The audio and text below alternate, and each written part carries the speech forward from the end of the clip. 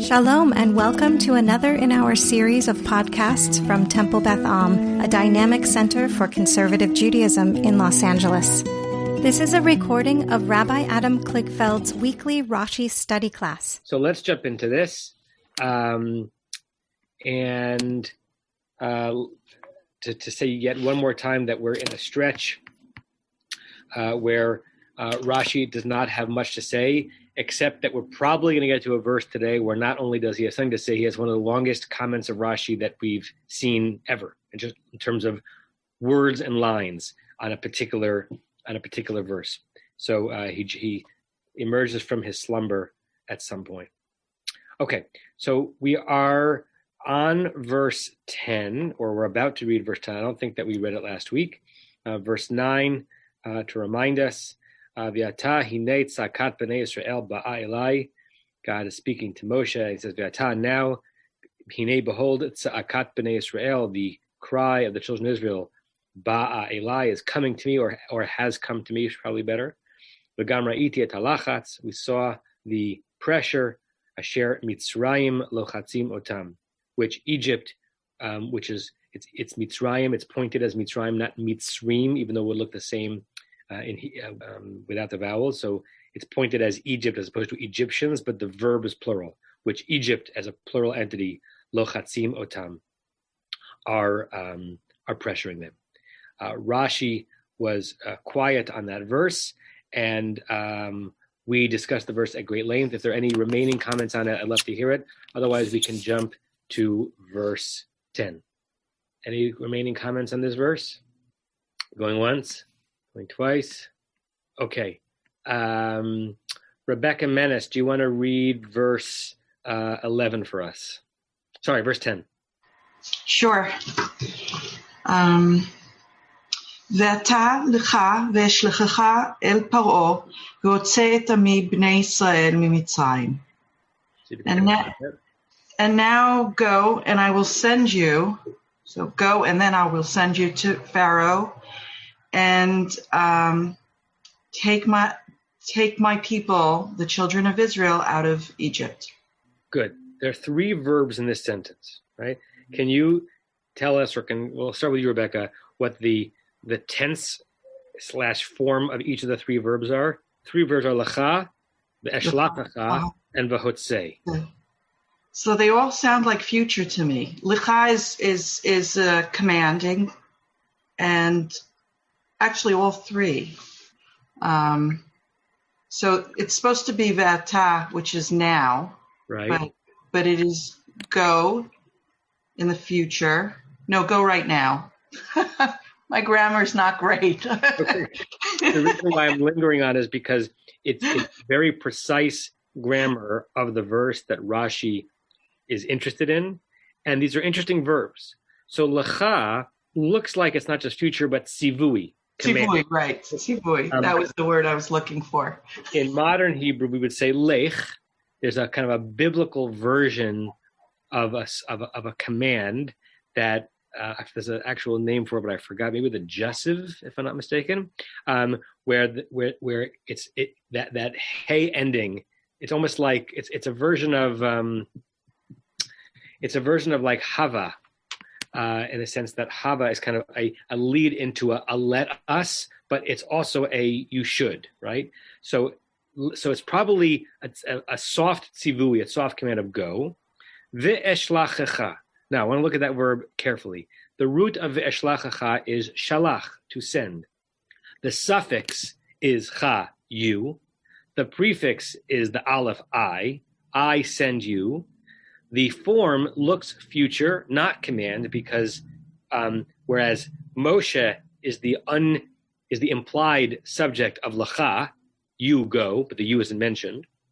God is the subject of ve'eshlachecha. You can't command yourself, so it's just a future tense verb. And the vav in front of it is not a vav hahipuch, which changes it from looking like a future tense to a past tense. It's actually a vav consecutive, a vav achibur. Go and, as opposed to go, and then the next concept. So go, and then we move from tzivui, command, to a future verb where I, God, and the subject. Go and I will send you. go and I will send you to Pharaoh. And then what do we do with Hotzei? What form is Hotzei in, Rebecca? Tzivui again. Tzivui. So we're back to Tzivui, right? So it seems to be that we have three verb forms: command, future tense, command. And it's only when you kind of slow it down that you see that. Before we look at Rashi or calling on Rick, anyone want to say anything about what that progression of verbs does to the verse? Does it add any contour to the verse? Command, future tense, I, and then command. Rick, and then Diane Larry. Hi. Well, I was going to ask about the Ve'ata again. We just had a Ve'ata last sentence, so why does God need to say now again? Okay. It's not a big point. But then I hear Lecha, and of course I think of Abraham with Lech Lecha. Why is it Lech there, and why is it Lecha here? If it's only you should go, and with Abraham it was more of a just go. Why the difference? Yeah, in the alliterative Lech Lecha, remember that the Lecha of Lech Lecha is different than this Lecha. This Lecha is actually more like the Lech of Lech Lecha. Oh, yeah. Right. But why is it Lecha here and Lech with Abe? Right. Because the Lecha of Lech Lecha is Lecha, to you or for you. Good. Yes. Good questions. Diane, Larry? So I'm going to take issue with the Esh Lechacha, not from a grammatical point of view, I can't, but in terms of the context. So I want to go back for a second. I'm not going to read them all, but if you go back and read the beginning of the chapter up to this point, and just to remind you, so the bush is burning and Moses can't look at it, and then God is explaining to him what's going on. The explanation's over. God's done talking. And so what is he saying? He says, now go. I am sending you, not that I will send you. This is what I'm doing right now. I am sending you. What am I sending you to do? I'm sending you to go to Pharaoh to free my people. Case closed. Get out of here. From God's point of view, this should be the end of this chapter, or the end of this scene. We're going to go in a minute and talk, or maybe not a minute, maybe not even today. We're going to talk about Moses' reaction. But the truth is, from the point of view of what's going on, God expects that this is the end of the discussion. Moses has heard it all, and he knows what to do. He should know what to do. Mm-hmm. So I see the Esh Lechacha to be, I am sending you, as opposed to, I will send you. This is what I'm doing right this minute. Because he's already suggested that that's what he's going to do? So he doesn't need to say he's going to, because that's already been communicated. So now it's the moment he's doing it. Is that how you're reading B'Esh Lechacha? Right. He's clearly the Lecha, the Vata means the immediacy of now. Do it. So now, go. Get out of here. Yeah. So it's interesting. The Chiddush, right, it's not a Chiddush that God wants to go down to Egypt to free God's people, because that has been discussed already. It is a Chiddush that Moshe is being sent, right? This is the first moment in the narrative where it's not just God communicating to Moshe that God has heard in Egypt the stress of the people and God wants to do something about it. But this is the first moment in the narrative that Moshe is the actor. Moshe is the one being sent. So there's I accept your read of it, and there's a response to your read of it, which is that if you interviewed Moshe before the Lecha, you might have had Moshe say, "Yeah, God is telling me, that God's people is in trouble, but I'm not implicated. I'm just being informed." Not only that, but again, I don't want to steal the thunder of what we're going to do in a minute, because in a minute, Moses is going to say, well, hold on a second. Wait a second. Not so fast, God. Right. The first of many times that Moshe is going to demur. Okay, let's hold that read in abeyance for a bit. Okay. Can I add something here? Please. So, grammatically, there's not a lot of difference sometimes between future tense and present tense. In English, we all the time blur the two. Like when you say, I'm going to the store this afternoon, you're speaking in present tense about something that's actually future tense. So the difference between I will send you and I'm sending you isn't, certainly in translation, isn't very great. And I'm not even sure in concept it's really very great. Yeah. And at least in English, idiomatic English, you can make the same distinction or non-distinction between a future verb and a command verb, right? You will take them out of Egypt. Is that a command or is that a prediction? Right? The will in English as a helper to the take can both, based on context, denote that something will happen in the future, and it can also denote instruction. And kind of remember that as we get to Rashi on this verse and the one thing that he says. Apropos of what you just said, Diane, then I'm going to get the other hands that are up. Everett Fox is a very interesting translation of this, particularly because the tense and the form of the verbs is so interesting in this verse. It's interesting what Everett Fox chooses to translate and what he chooses not to translate.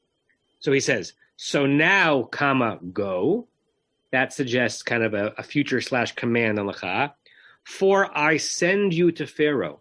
He renders the ve'eshlachacha, which is written as a future verb, as a present tense verb, but as a present tense verb suggesting that it's happening now and moving forward. For I send you, not for I will send you, for I send you to Pharaoh. Bring my people, that's tzivui, command and motzei, the children of Israel out of Egypt. So the great translators are having a hard time figuring out what category to put these verbs in. Marshall, Joanna, Barry, Tova. Well, I always see the words, I see tzivui as expressing a sense of urgency. Mm-hmm. And if I go back to the beginning of verse 9, the ata, that's a sense of urgency. Now you got to do this. And also at the beginning of verse 10, viata, same thing. Tza'akat in verse 9. It's not, ani ro'eh et hamatzav shel b'nei Yisrael. I see the situation of b'nei Yisrael, but I see that they are crying out to me. Mm-hmm. That's again a sense of urgency. And here we have the same thing, a sense of urgency being expressed by the fact we have the tzivui form, licha, there may be a little bit of a pause, and then the hotzei. So God is saying, you better pay attention to this right now. Time is of the essence. Great, and that kind of responds to Rick's comment about why the double now, right? What one now would have been sufficient. Double now suggests an urgency to the urgency, a meta urgency. Joanna? I wonder, in addition to your point about Fox's translation, I wonder if he's getting at something that also is like sort of tweaking at me about this verse by putting in that for and kind of, separating out that phrase. The for I will send you almost feels like a phrase that could be in parentheses. Because if I were writing this story, I would have put the verbs in a different order, right? It's funny to sort of start with Moshe, you as the subject, then switch to God, then go back to Moshe. And I think also in the logical sequence, first, God says, I will send you, and therefore now go. So to me, it would have made much more sense if the verse had been written, I will send you, go, and free the Israelites. Fascinating. Never thought about that. Right. V'ata eshlachacha el paro. Lech v'hotzei et b'nei Yisrael mitzrayim. Yeah, we should send a letter to the editor of the Torah and suggest that the verbs should have been in a different order. Wonderful. I love that comment. Thank you. Barry, Tova. So I'm thinking of a baseball pitcher's metaphor. Oh, yeah, I'm on mute. Can you hear me? Yeah. All right. So first, Moshe's got to get moving. So the ball has to get in motion by Moshe. God's putting a spin on the ball so that it curves, and Moshe is now the spin ball is going to go and Moshe is putting the spin on Moshe to come bring the people out. So it's like I'm just seeing this picture. That's what these tenses are doing.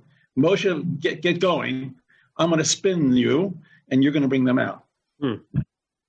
I always am in the mood for a baseball metaphor, so thank you for that, Barry. While Tova speaks, then Rebecca, if someone has the JPS translation in front of them, I'd love to hear how they render the actual tenses of these verbs. Tova? What I found myself focusing on was those two first verbs, because as Joanne sort of intimated, it could just have been ve'ata eshlachacha. The fact that the lacha is there, though it's in this, as you said, sort of a mild command form, I think it implies a choice. I mean, God can say go, but Moses has to make the choice to go. And in fact, we're going to see he doesn't quite make the choice to go immediately. So there's a choice for him, go, and then God, and then I will send you. So you make a choice, and then I'm going to be with you. You're going to be representing me. It's two really important parts. And in fact, as I said, Moshe is going to not respond immediately to that first part of it. So I think there's two things going on here, and that choice, I find that in fact there's a kind of choice, a decision that Moshe has to make. And you're saying the decision point rests in between the lacha and the v'eshlachacha. That so much it's a way of responding to Joanna's point about the order. That the lacha is almost go. Will you go? Oh, you'll go. Okay, then I'm going to send you to take my people out. Right. Interesting. Great. Rebecca, and then Marshall will read the JPS. So I think what I have to say is exactly opposite of what Tovas just said. Perfect. I was looking at this again, and then, in English we can say, I'm going to clean my room in the future. I think, and French has the same structure. Hebrew a little less so, although in modern Hebrew you can say that a little bit.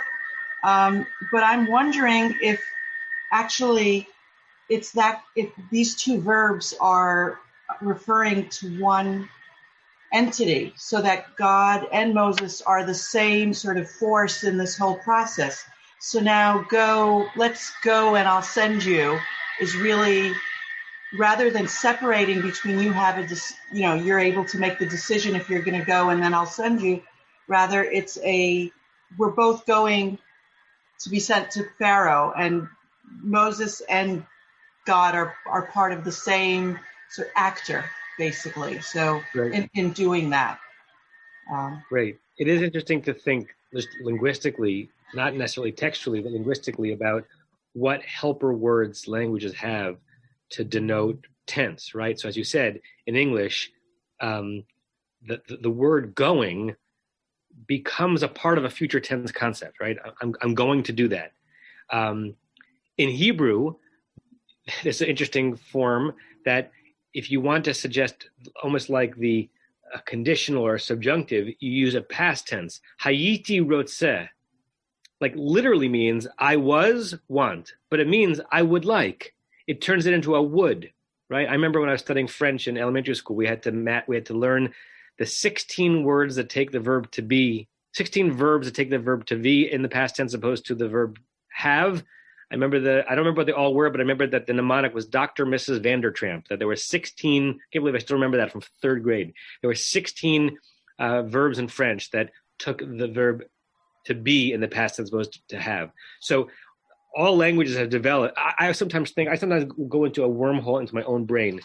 Why the word use becomes a helper word in the notion of something that's habituated in English. I used to. Sometimes I actually will say the word I used to. I'm like, is that really the word I used to? When I write it out, I freak myself out, or I can't convince myself that that's actually the way to do it because it doesn't make any sense.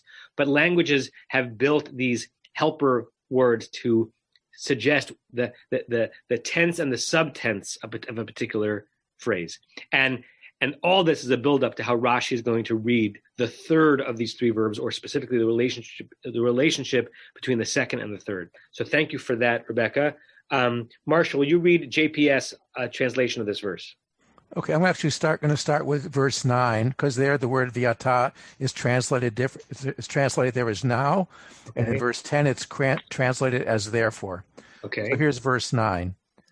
Now the cry of the Israelites has reached me.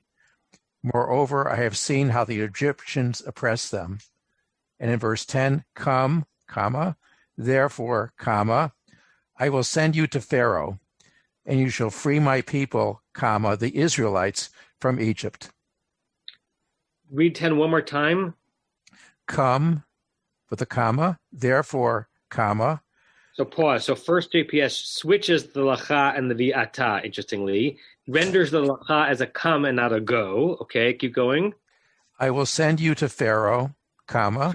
Straight future tense verb, okay. And you shall free my people, comma, the Israelites, comma, from Egypt. Great. So that shall is fascinating because the shall hovers between a command and a future, right? It suggests that it's going to happen, but it's also in the form of I sort of insist that you happen. Does anybody? I want to hear Norm and Rachel, but does anybody have an art scroll in front of them? Because I want to see how close the art scroll comes to translating the verse the way Rashi is about to read it, which is how they normally do it. Norm and Rachel? Colloquially, we usually say will all the time and don't really distinguish between will and shall. But when I was learning grammar as a child, in the first person, the ordinary usage, I shall, is simply in the future tense. But for the second or third person, it's you will or he, she, or they will. But for promises, it's the opposite. I will is a promise, or we will is a promise, but you shall is an imperative or a promise. You shall, he shall, they shall. Those are all in that promise version. The two words sort of flip in the first person. And so when you read that translation as Marshall did, it's completely normal if you're speaking in a very formal way or writing in a very formal way. Great. I was not aware of that distinction in terms of when will and when shall is used. I like what Dan and Larry wrote. Speaking of a nice turn of phrase that more and more you like the JPS, less and less. I have the art scroll. Okay. So did Joel, but since you're unmuted, go ahead. Actually, I'd like to read the art scroll, Alter and Kaplan, if you don't mind. How could I mind? Art scroll. I shall not mind. And now go, and I shall dispatch you to Pharaoh, and you shall take my people, the children of Israel, out of Egypt. Okay, so Art Scroll retains the shall of the JPS in the predicate of the sentence, turning the v'hotzei into a shall. And if we reinsert Norm's comment that it is hovering between a prediction versus a command, go ahead. Alter, and now go, that I may send you to Pharaoh and bring my people, the Israelites, out of Egypt. Okay, so remember alter, because unbeknownst to Rashi, he's arguing against alter. Because what's very subtle about what alter does is that he turns the ve'eshlachacha and the v'hotzei into a two-verb single concept. I will send you in order to remove them, right? Say that read that slowly one more time, Larry. And now go, that I may send you to Pharaoh and bring my people, the Israelites out of Egypt. Okay, so he doesn't quite make the v'hotzei into an infinitive, like I will send you to bring, but it seems to be a single flowing thought. I will send you and bring. Okay, go ahead, next. Well, so then you'll like Kaplan, and we like Kaplan because it makes the point we made before. And Mordechai now, or Aryeh? Aryeh. Sorry, there's no and. Now go, period. I am sending you to Pharaoh. Bring my people, the Israelites, out of Egypt. Does he also not begin the previous sentence, which is a ve'ata, without an and? I know I double negative myself, but is there not? You're right. You're correct. The previous sentence he has right now. And this one, how he starts it. And this one just now. Translation is so hard, right? These words are not hard vocabulary. They're not even hard forms. It's really hard to render an ancient sentence into a modern English. Great. Okay, so Does anyone else have any other comments or questions on this before we look at Rashi? This entire conversation was worthy on its own right, and it sets up. If you read Rashi without doing some of the surgery, you wonder what Rashi is even confused by. But now you realize how much one can be confused by the progression of these verbs, or at least intrigued by them. Now Rashi's comment has a little more heft to it. Anyone else? Okay. So Rebecca Menace, you're still up if you're willing to. If you can read the Rashi on V'ata lecha. Okay. V'ata lecha ve'shlichecha el paro. Ve'im tomar ma to'il v'hotzeh et ami yo'ilu dvarecha v'totzi'am misham. Okay. So ve'im tomar ma to'il, and if you say, how can I help, or how can I be useful? V'hotzeh et ami, I guess the answer is your yo'ilu dvarecha, your words or what you say will help, and you'll get them out. Good. So wonderful rendering of the Hebrew there. And now the question is, what's Rashi's question, so we can understand his answer, right? This is a occasional way that Rashi comments on a verse by basically interconnecting parts of the verse with his own. Like adding voice to the verse to string the different parts of it together. So he reads an imagined question that God imagines Moshe might ask in response to the first one.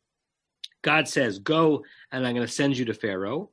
Now, Rashi says, imagine God saying to Moshe, V'im tamar, and if Moshe, you say, ma to'il, how will it possibly help? Laho'il is an interesting Hebrew word. Sometimes some of you are aware of the fact that on some fasts you're supposed to say tzom kal, have an easy fast, and on some fasts you're supposed to have tzom mo'il, may it be a productive fast. It shouldn't be so easy, right? On Tisha B'Av, some people would say you don't say tzom kal. It shouldn't be easy. You're supposed to suffer a little bit that day. Tzom mo'il, may be a fast that helps you understand what you're supposed to understand that day. Right? So God says, if you say, Moshe, how will it help? It'll help. You're going to bring out my people. Yo'ilu dvarecha, your words will actually be productive. V'totzi'ei misham. Okay, we have to be Jeopardy here. What's his question? What's his question on the relationship between the verbs such that this is his answer? That's what we have to figure out here. Barry? Well, God's anticipating Moshe saying, who am I? Why am I going? That's what the Hotzeh. God is saying, I'm going to put my spin on this. So you've got to go. It's got to be your volunteer to go. But I'm going to put a spin on it. So when you go, you're going to go with my power. So what question on the question to anybody, what question on the verb v'hotzeh is Rashi answering? Norman, Rachel? Moshe knows Pharaoh, and he knows that he can go there and say, let my people go, and Pharaoh's not going to do it. Pharaoh is stubborn and stiff-necked, and he's feeling like this is a fool's errand. So he raises this issue, and God now has to reassure him, I will be with you, and it's going to work. We're going to get them out. Good. So Rashi, interestingly, is reading the V'hotzeh not as a command, but as a future tense, as a prediction, as a nevuah, right? Remember we discussed how the relationship between command and future is very interesting. The lacha seems to be a command, go. V'yashlachacha seems to be kind of a present future verb. I'm sending you. And then Rashi says, why is the next verb a future tense verb? He doesn't read it as a command. And what he's reading it, I think he's saying, and why isn't it an infinitive? Why isn't it ve'eshlachacha lahotzi? I'm sending you. Why am I sending you? In order to bring them out, which I think is the way. At least I think the second of the translations that that Larry read was sort of in that direction. I think that was Alter. Sort of reads the V'hotzeh as a lahotzi. I'm sending you to Pharaoh to bring my people out of Egypt. Rashi says it doesn't say that. It says it as a future tense verb. Why is it a future tense verb? You have to imagine, before we get the explicit hesitation by Moshe in the next verse, where it says, Mi'anochi, God is already anticipating Moshe's modest, hesitating stance. And you, Moshe, want to know why I'm sending you and how is it going to be helpful? I predict, not I command, you will, not you shall even, you actually will bring my people out of Egypt. So before Moshe articulates his nervousness about this situation, according to Rashi, God turns this command into a prediction. It is going to happen. It's going to materialize exactly this way. Sue, Rick, Joel. And to add to that, I think that Moshe is saying how. You said what is the question that Rashi is answering? And I think the question is, Moshe saying how? How will this help? How will I help? And Rashi, and the answer is your words. Your words are what's going to make the difference. Your words are going to get them out of Egypt. It's how's he going to do it? It's not like he's going to go and storm the castle all by himself. He's going to do it with words. Right. And it's not, and Moshe, it's not a maybe. And you who are about to out yourself, Moshe, as kvad lashon, right, as heavy of tongue, and not a person of words, it's not a maybe that your words are going to be successful. It's a certainty.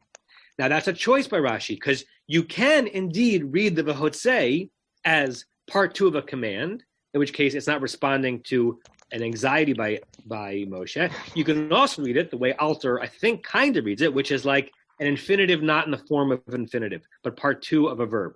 But Rashi says, no, it's a future tense. Why is it a future tense? God is reassuring it is going to happen. Rick, Joel? Just a little on the trope, the directionality. The Hotzei, you go down, then you come back up. So you're going to go to Egypt, and then you're going to come back out.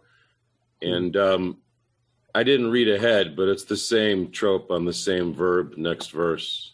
No, you never read ahead. It's just there in front of me. It's just there. I think Rick's autobiography has been called "Sometimes a Tavir is just a Tavir." But I love that the musicality of the Hotzei of the Tavir brings you da da da da da da. You're going down, you're going up. Wonderful. I love it. Joel, and then Joanna, and then Rebecca. I'm going to take issue with Rashi or your reading of Rashi. Have at it. Hotzei is clearly not a future. If it was future, it would be Vehotzeita, if it's Vavipuch, or it's a Vetotziam, as Rashi says. Right. So I don't see how you can read that as a future. Yeah. Yeah, I think it's a I have no problem being critiqued. I think it's more of a critique of Rashi than a critique of me on Rashi, because I think I'm understanding Rashi correctly, and I think that Rashi is reading V'hotzei as a future. And you're right. You could say back to Rashi, but it's a command, and if it's a command, then your contention doesn't really hold.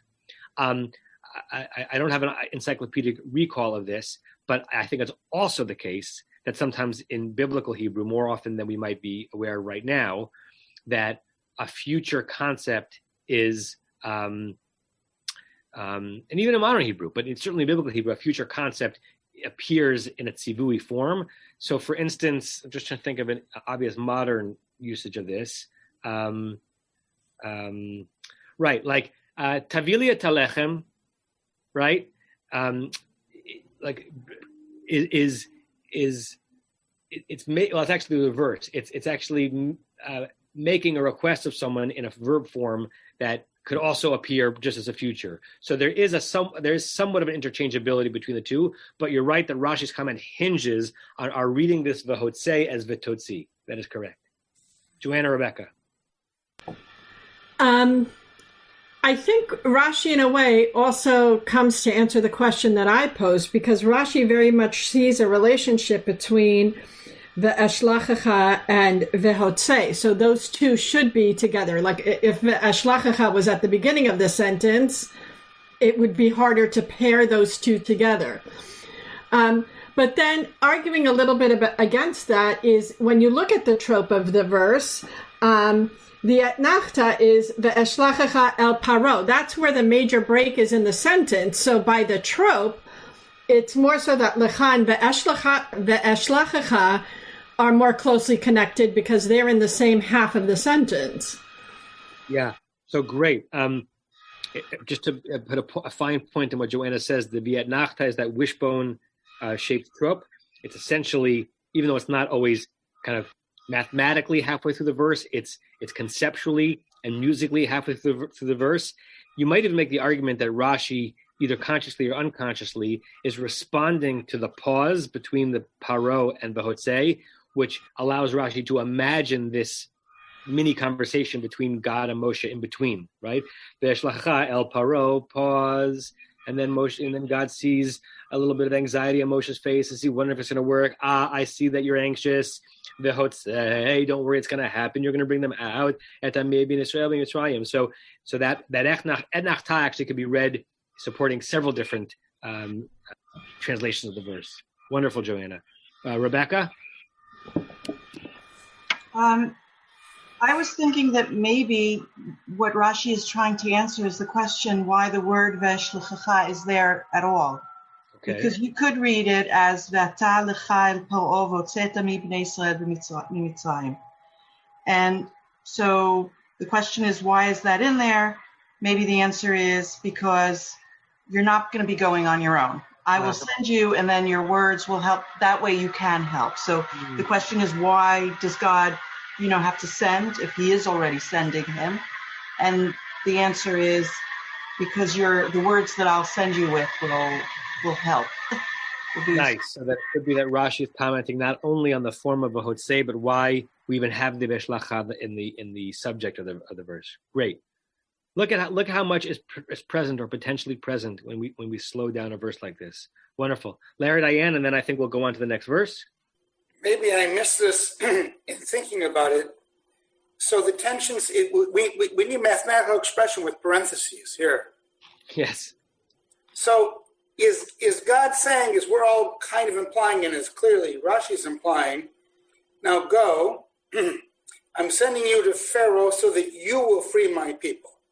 So it's a question, I forget, I think it was Joel raised, about whether the hotzei refers then to Moses or not. But reading again, the altar, I'm convinced that altar sees it completely differently. And he sees it as being, and now go, that I, parentheses, may send you to Pharaoh, close parentheses, and, parentheses, bring my people, the Israelites, out of Egypt, close parentheses. So go so that I can bring my people out of Egypt, not you. I'm just sending you to Pharaoh, but I'm the one that's bringing.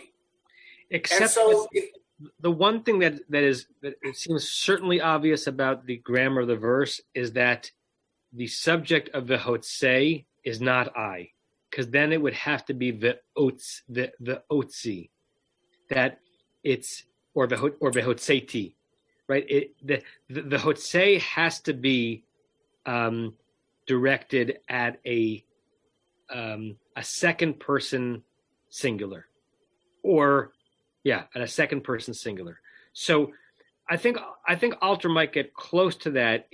That's why I was reading your translation of altar as if altar was reading the hotzei almost as an infinitive, that I'm going to send you in order to. So almost like as if there's no subject of a hotzei, it's a continuation of ascending. But I don't think it makes any sense to read the hotzei as a continuation of God's being the subject of the verb, at least not grammatically, because that aleph would have to be there in the same way that it's in front of the eshlachacha. As an implied infinitive, maybe, and so that the purpose of my sending is the removal, is the extraction. Barry? Yeah, I just want to be repetitive, I guess. Moshe is volunteering to go, but God is in the hotzei. God's impregnating Moshe with God's power. So Moshe is going to be doing this, impregnated with God's power. Yeah, and we're going to get more into that relationship in the next few verses because, given even with everything we've said, we're still just in the first verse of the quite extended engagement between Moshe and God about Moshe's task, right? And we've actually anticipated somewhat fancifully, because we know the story, Moshe's response. On the Pshat, Moshe hasn't even responded yet. Rashi inserts Moshe's response there before the Vahotzei. But on the Pshat, God is just in the first sentence of saying God's plan for Moshe, and we have no response. But we're about to get a response, so I'll use that as a segue. Okay. Matt, are you here, and can you read the next verse, or are you not at a place where you can do that? Going once, going twice. Oh, now I can see you. Matt, do you want to read or no? We can't hear you yet. You have to unmute. But I think you're walking, so you probably can't read. Or you can read. I cannot read, thank you. Okay. That took a while to establish that. Okay. Who have we not heard from? Andrew, are you at a place where you can read? 1 second. I'm sorry, are we reading the Rashi or Yud Aleph? Yud Aleph. Vayomer Moshe el ha-Elohim, mi anochi ki elech el Pharaoh, v'chi otzi et b'nei Yisrael mi Mitzrayim. And Moshe said to God, who am I that I should go to Paro and get and free the Israelites from Egypt? Good, right? So that renders the verse pretty fully. Pretty immediately, you can see that we'll have another set of hoops to jump through to figure out the tenses of these verbs, and we have our favorite pluripotent preposition ki doing all sorts of different things here, right? And if you're in Hebrew 101 in the modern world, you learn that ki is because. Biblical Hebrew is much more kaleidoscopic than because. So we'll have to think about what it means in this verse, and does it mean the same thing both times it shows up? If you're wondering why it's ki and v'chi, just to remind you about beged kefet, the 6 letters that when they appear in the beginning of a word or the beginning of a syllable after a hard stop, take a dagesh and make them harder. But if they're in a place in a word that does not require a dagesh, the dot comes out, and that changes the pronunciation. In modern Hebrew, that changes the pronunciation on only some of them. In ancient Hebrew and still in Sephardic Yemenite Hebrew, it changed the pronunciation on all of them. So since the v'chi has a vav in front of it, and therefore the kaf, chaf of ki, chi, is no longer the beginning of a word, and it's not after a shvanach, a full resting shva, but rather a shvana, a shva that makes a sound. No longer has a dagesh, and it's v'chi. Okay. Notice also that a couple of things that could have been written in different ways. It's Vayomer Moshe el ha-Elohim. Sometimes we have Elohim, sometimes ha-Elohim, right? We don't always know what to do with it, but it's worth noticing. Notice that it's Anochi and not Ani, where in our Torah reading cycle, we're a few days past Yitro, and one of the most commented upon verses in all of Torah is Anochi Adonai Elohecha, the first line of the 10 Commandments. In fact, if you open up Sefaria and you go to that verse, sometimes on Sefaria on a verse on the commentary, you'll see 3 comments, 8 comments, 12 comments. On that verse, you're going to find 70. Everyone has something to say about why it's Anochi and not Ani. So does that mean something here, or does it not? Are these just synonyms, Ani and Anochi, or is there a reason? I'm going to put in a parenthesis here because it's interesting. I think it's the Mei HaShiloach, the Ishbitzer Rebbe, who on the 10 Commandments, Anochi Adonai Elohecha, he reads the difference between. He says, "What's the difference between Ani and Anochi? It's a kaf. Ani is Aleph Nun Yud. Anochi is Aleph Nun Kaf Yud. What is a kaf on its own in Hebrew? It means it's a limiting. It's a like. It's an as if. It's a ki. It's an almost." And the Ishbitzer says that had it just been Ani, God's revelation would have been complete and solved all the mysteries of the divine reality. But God put in a kaf in God's own name, like I am the Lord your God. Meaning you're not going to get all of me in this moment, and you're not even going to get all of me forever. But the reality of being in a theological relationship is trying to figure out how to get from Anochi, kind of a partial view of God, to Ani, the full view of God. I think it's such a lovely, whimsical reading of Anochi. But in our verse, does Anochi there for a reason? And then I like how Andrew translated it. And once again, we can ask the question about what the tenses are. Vayomer Moshe seems to be a simple vav ha'ipuch, future tense verb denoting a past tense action, right? And Moses said. Doesn't seem to be too complicated. Mi anochi ki elech. That ki kind of helps us understand the elech, which is written as a future tense verb, something like, who am I such that I will go? Who am I that I will go? Right? It's the will go is clear, but the ki does something to it. El paro. V'chi otzi is the and is this a continued question, a continued interrogative, such that I will bring the people out of Egypt?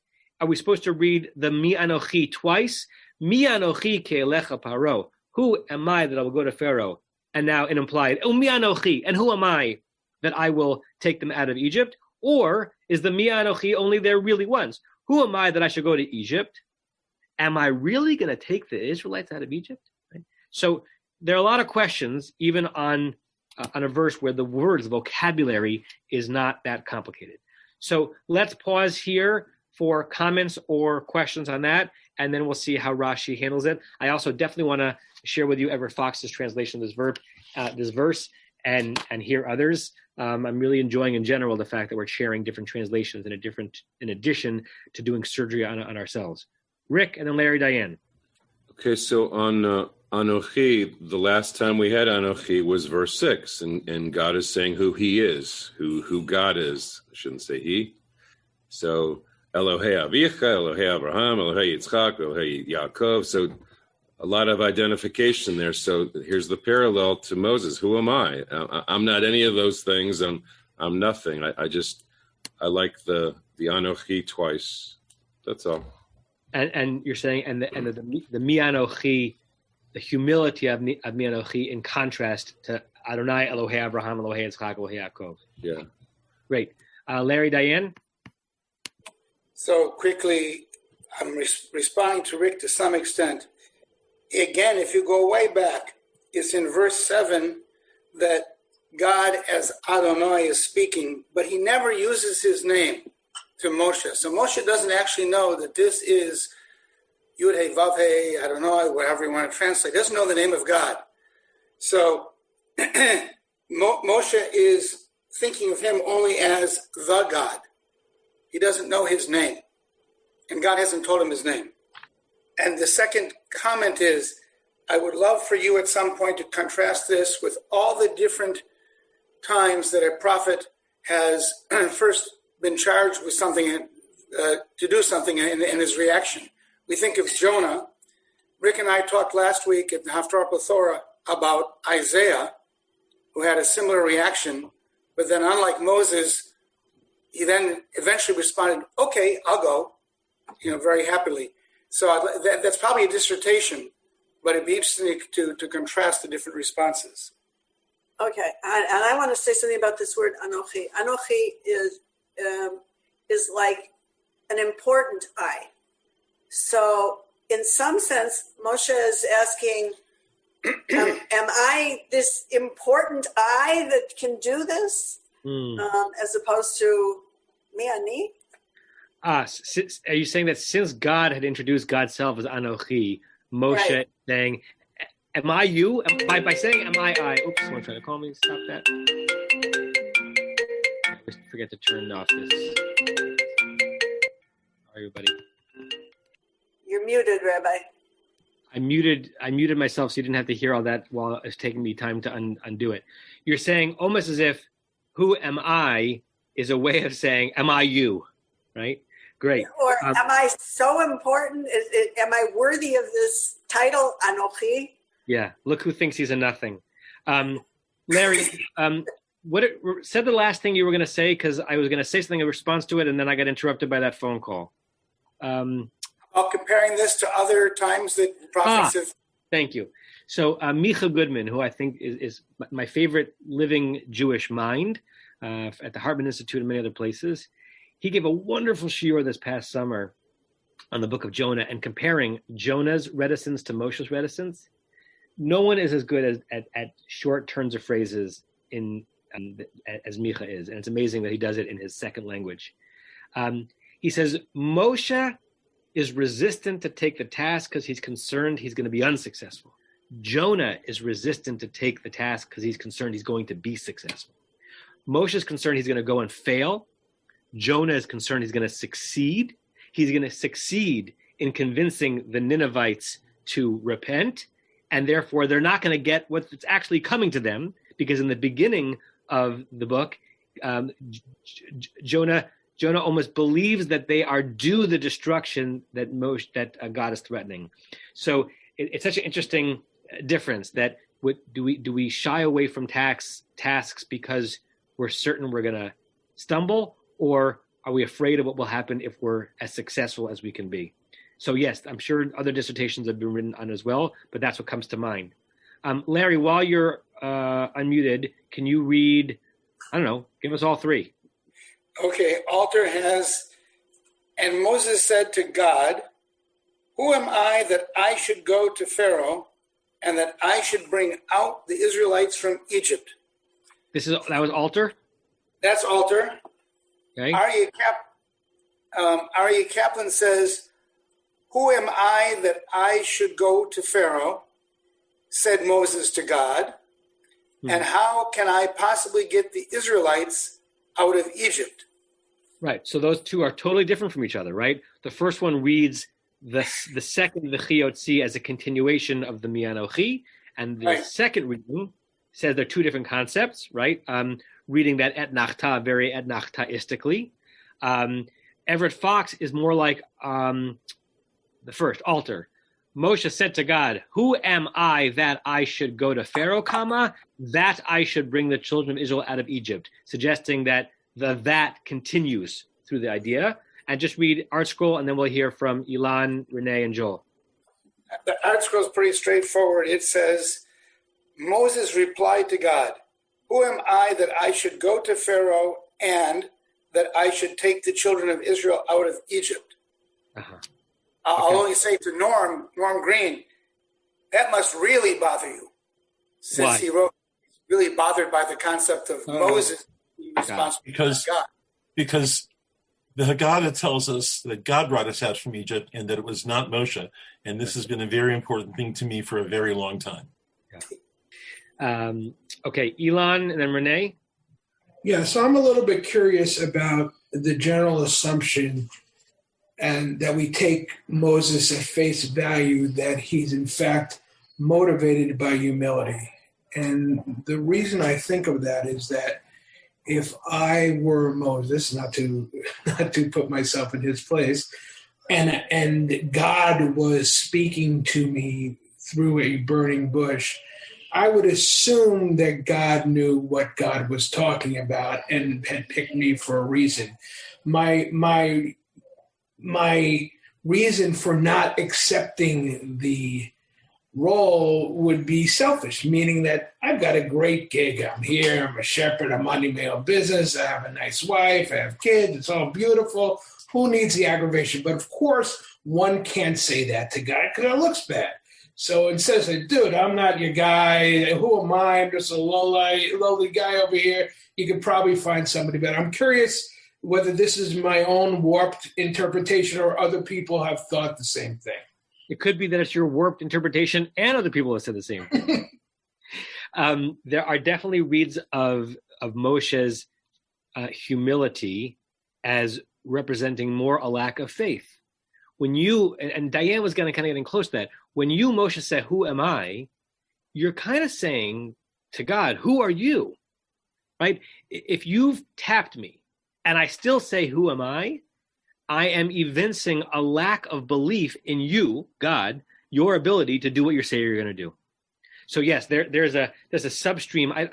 I can't recall in my mind classic midrashim on this from the rabbinic era, from Chazal, but there are definitely Hasidic texts that read at least part of Moshe's hesitancy as exhibiting a lack of belief that God can actually do what God's saying he will do.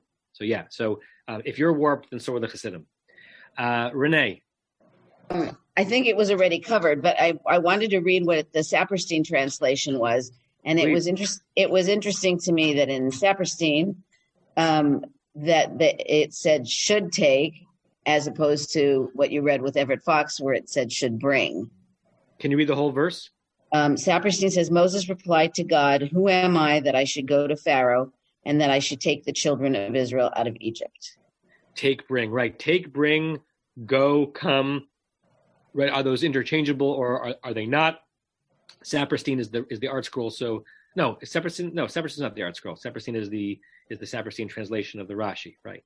And then that subtle distinction between that and that we've seen in the different translations. Joel, and then we'll finish with Barry. So I want to offer a translation that flies in the face of this distinction between Moshe is afraid of failure and Jonah is afraid of success. If you translate the first key as that and the second key as if. So who am I that I should go to Pharaoh? And if I take them out of Egypt, then what? What do I do with them? Great. I don't remember ever reading that verse that way, and I like what it adds to the contours of Moshe's mind, particularly since Rashi in the previous verse was trying to anticipate what's going on in Rashi's mind. And let's remember that read, Joel, when we get to the next verse, which we're obviously not going to get to today, and see if the next verse adds some color to that part of what might be happening in Moshe's mind.